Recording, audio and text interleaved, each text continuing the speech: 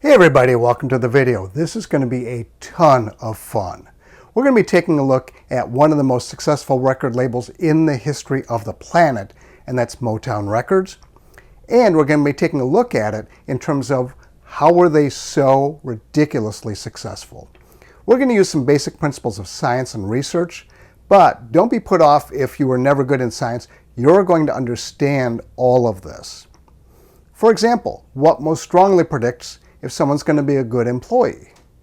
The results might surprise you in terms of what science shows, and as you'll see over and over and over again, Motown is doing the same thing, not because they studied science, but because they did it the right way.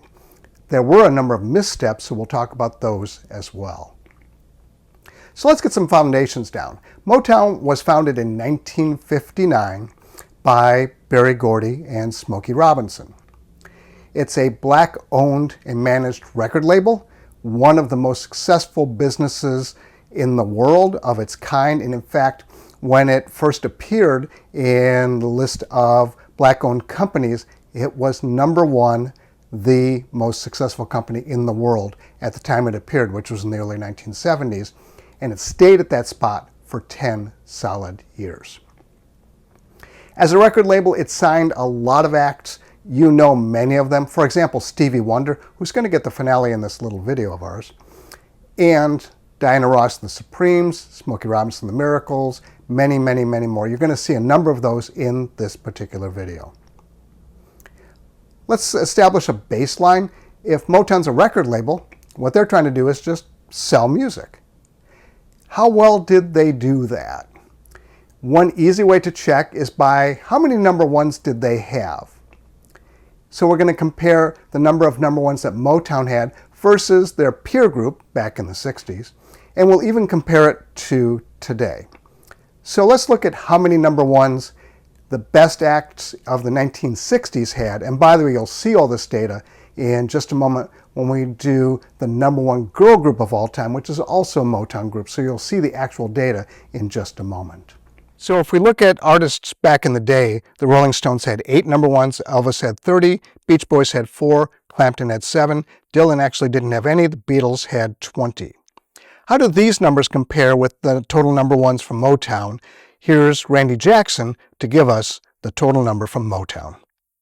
It was at a time there were dark times in the racial struggle in America, and they had 90 number one pop hits by black artists, which was completely unheard of. You probably will never hear of that again. What this means is Motown has more number ones than the Stones, plus Elvis, plus the Beach Boys, plus Clapton, plus Dylan, plus the Beatles combined. If we look at modern numbers, Mariah Carey has 19, Rihanna has 14, Drake has 13, Madonna has 12, Taylor Swift also has 12, Whitney Houston has 11, total of 81. So Motown has more number ones than all of these artists combined as well.